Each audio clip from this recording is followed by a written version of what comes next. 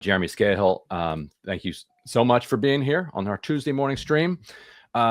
So good timing for it, because yesterday afternoon, the United Nations took up this Trump plan and here let me show how the New York Times headlined it. They say, in major breakthrough, UN Security Council adopts U.S. peace plan for Gaza. Russia and China abstained in the vote, which provides a legal mandate for the Trump administration's vision of how to move past the ceasefire to rebuild the war-ravaged enclave after 2 years of war. So what is in this quote-unquote peace plan, and what do you think of the description of it as from the New York Times as a peace plan? I mean, the New York Times characterization of this is so outrageously factually false that we could spend an entire show just discussing the dynamics here with how the New York Times is reporting on this, and then looking at the context of the 2+ years of genocide and how the New York Times at crucial moments has always stepped in to launder the Israeli narrative. But to zoom out and talk about what happened last night at the UN, this was an extraordinary move on the part of the UN Security Council. In fact, I was looking back and trying to find any evidence that the Security Council endorsed a plan of this nature ever in the history of the UN. And I'm pretty certain that we've never seen anything like this. Why do I say that? What essentially the UN Security Council has done is to endorse the deployment of what clearly is a Trump, not even US led, because Trump has made himself the chairman of this so-called Board of Peace that is going to oversee the occupation and administration of Gaza as a sort of Bantustan, for all practical purposes. And what the UN has done is authorize Trump's board to deploy an international force of foreign occupiers inside of Gaza that is not under the command and control of the United Nations, that doesn't resemble a peacekeeping force, but instead has among its primary missions the disarmament and demilitarization of the Palestinian people. The Palestinian people who have endured a genocide for more than 2 years, who have waged a 77-year battle for national liberation, on principles that are firmly rooted in international law. And so what the UN has done here is to put an international stamp of legitimacy on what is a privatized plan being implemented by what I think we can call the US-Israeli axis, and imposing it on the Palestinian people. It does nothing to push forward any discourse around the establishment of a Palestinian state. It keeps Israel indefinitely occupying large swaths of Gaza. Right now, Israel is in control of roughly 53% of the Gaza Strip. It also links the issue of the delivery of life essentials, food, medicine, construction equipment, reconstruction equipment, entirely to the disarmament of the Palestinians. Everyone talks about Hamas, Hamas, Hamas. But let's remove Hamas and Palestinian Islamic Jihad as specifics from this equation and just look at the raw fact of what this resolution does. It endorses Israel's war of subjugation and apartheid by saying that the Palestinians stand alone in the world as the only people that do not have a right to self-determination or to resist occupation, including through the force of arms. This is an extraordinarily dark moment in the history of the United Nations. And the U.S. envoy to the UN, Mike Waltz, really issued a kind of menacing statement last night where he said that if this resolution is not adopted, it means a return to war. What does he mean? He means a return to the genocide. So, I think one of the most shameful aspects of this also is that you had the endorsement a couple of days ago of this effort led by the Trump administration to put this stamp of international legitimacy on his privatized plan to occupy and colonize Gaza. It was endorsed by major Arab Islamic countries in the world, including Egypt and others. And it also was endorsed by the kind of Vichy regime of Mahmoud Abbas, who is technically the head of the Palestinian Authority and operates under the banner of the state of Palestine at the UN. But Mahmoud Abbas's popularity, his legitimacy, is totally in the toilet. There are recent polls that indicate that Hamas remains the #1 most popular political party in all of Palestine, not just in Gaza. And so you had this assembly of all of these bootlickers who endorsed a United Nations effort to put a stamp of legitimacy on Donald Trump's and Benjamin Netanyahu's agenda for the Palestinian people. It's a sickening day, to be quite honest. Yeah. So what does it say about our current politics that this was able to get through? Like, I think a lot of people followed this genocide and thought that the standing of Israel geopolitically around the world, had suffered grievously from carrying out a genocide 24/7 on people, just people watching it on their phones for 2 straight years.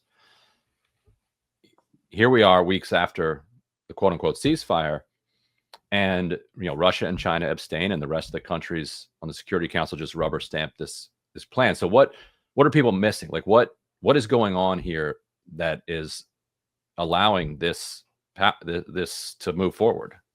Well, as we're speaking, Mohammed bin Salman, the de facto ruler of Saudi Arabia, a brutal butcher, human rights violator, a client of the United States, is arriving in Washington, D.C. for another one of his tours where he's being feted at the White House.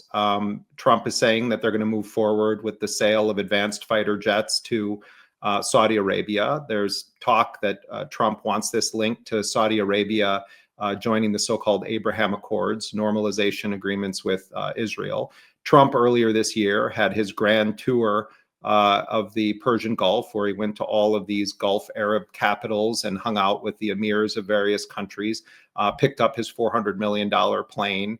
Also, I think that we have to see Trump not simply as the president of the United States, but also as a mafia don who is thinking primarily about his family business. His son-in-law, Jared Kushner, and his venture capital firm, Affinity Partners, is bankrolled by many of the Gulf states that are now deeply involved with Trump's plan. So I think one aspect of this is that this is business. And it's not necessarily the business of the US government, it's also the business of the Trump family. Both Jared Kushner and Steve Witkoff. Trump organization too, like and the Trump organization. Yeah. And I was going to say, Steve Witkoff, also a big real estate guy. His son, in advance of Witkoff supposedly being the lead negotiator alongside Jared Kushner in achieving this deal, his son was meeting with representatives of Gulf states, talking about trying to strike new business deals. Witkoff says, "Oh, I'm kind of divested from the business," but his son, similar to the Trump model, is over there trying to strike these deals. So that's one part of it. The flip side of that coin, Ryan, is that Trump has proven very effective at whipping countries to take the knee in front of him. And it's particularly visible when you see the response from Arab and Islamic countries that pay a lot of lip service to the idea that the Palestinians deserve a state. And what their role has been here is to offer Israel an unprecedented level of the appearance of support from Arab and Islamic countries to what at the end of the day remains an agenda of Israeli annihilation and the blocking of an actual independent Palestinian state. So there's still the problem on the ground that Israel, despite everything that did over the last 2 years, was not able to defeat the resistance inside Gaza. They're still armed. Israel controls, as you said, roughly half of the Gaza Strip, but not all of it by any stretch of the imagination. So you can vote on something at the United Nations, but what does it take to go from there to the actual execution of this plan? Who are the troops that are supposed to disarm Islamic Jihad and Hamas, and what countries are going to do this? And why do they think they'll be able to accomplish that where the IDF could not? Remember that the existence of the Palestinian resistance and the refusal to raise the white flag in the face of this genocide and to continue fighting and to continue inflicting losses on the occupation forces is a stain on the houses of all of these royal monarchies in the Arab world. who stood by and either did nothing except issue occasional strongly worded statements, or at crucial times actually aided and abetted Israel when other nations tried to intervene to confront Israel, over the genocide. On a practical level, Ryan, what we saw last night and this morning were a series of statements issued not just by Hamas and Islamic Jihad, but by a broad cross-section of Palestinian political groups. You and I have talked about this before, that while media coverage always just says Hamas, the reality is that for most of the duration of this genocide, it hasn't just been Hamas that's been making decisions on how to respond to the edicts of Trump or Netanyahu or Biden before that, or to these proposals that are characterized as ceasefire agreements. There's a wide cross-section of Palestinian political leaders and groups that are consulted. I just got back from meeting with a wide range of Palestinian leaders. Some of them represent Hamas and Islamic Jihad, but others, like Dr. Mustafa Barghouti, are political figures that don't control an armed force. They're all on the same side. And I just want to read for you a statement that we got this morning, or part of a statement that we got this morning. And again, when people listen to this, remember, this is not Hamas issuing a statement. This is a broad cross-section of Palestinian society that, as far as I understand it, includes nearly every political faction in Palestine, with the exception of Mahmoud Abbas's forces within the Fatah movement. Fatah is splitting. There is an alternative political body that is rising up. So, as you listen to me read this, remember, this is not just Hamas. This is not Islamic Jihad. This is a wide cross-section of Palestinian political movements, some of which have competed against Hamas in elections, including Mustafa Barghouti. But this was their statement about the Security Council resolution. They said the Palestinian forces and factions affirm their commitment to our people's right to self-defense and reject the Security Council resolution, deeming it a tool for Israeli control and complicity in the genocide of our people. The Palestinian factions reiterate their rejection of the resolution, viewing it as a U.S.-backed decision that violates international security frameworks and paves the way for Israeli actions on the ground against the will of the Palestinian people.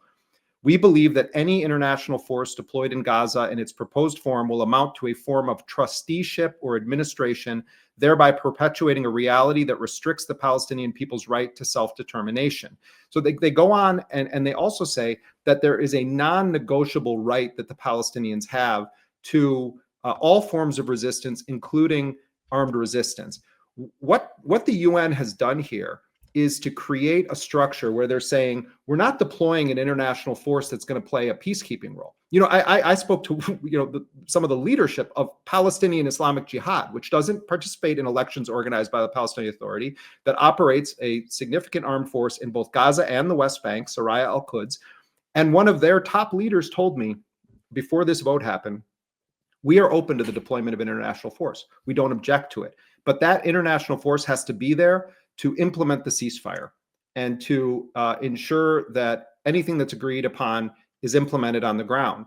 And so and this was the position of Hamas, Islamic Jihad, all of the Palestinian factions. It wasn't that they were objecting even to foreigners coming in, right? Which is quite extraordinary. The Palestinians were saying, but it can't be something that is a collaboration force aimed at crushing our right to resistance, which is exactly what happened. There's another detail that hasn't gotten much attention buried in this, Ryan, and that says if you look at term 7 of this UN resolution, it also says that this international force is going to be working not only with Egypt, but with the, quote, state of Israel, on the very issue of demilitarizing the Gaza Strip, including the destruction and prevention of rebuilding of the military terror and offensive infrastructure, as well as the permanent decommissioning of weapons from non-state armed groups. What this says is that this international force, now endorsed by the UN, is going to include the involvement of Israel in disarming the very people that it's been trying to annihilate from this world. I mean, this is extraordinary that the United Nations did this. And it's also shameful, I think, just on a moral level. Russia and China had the ability to veto this. The United States has systematically vetoed every resolution that would have endorsed a real ceasefire in this Gaza war. And Russia and China sat this out. So you have this reality now where the Palestinian people across the political spectrum are facing a continuation of the war of annihilation through a UN resolution that endorses not the US government running a private occupation force, but Donald Trump. And it endorses it through 2027.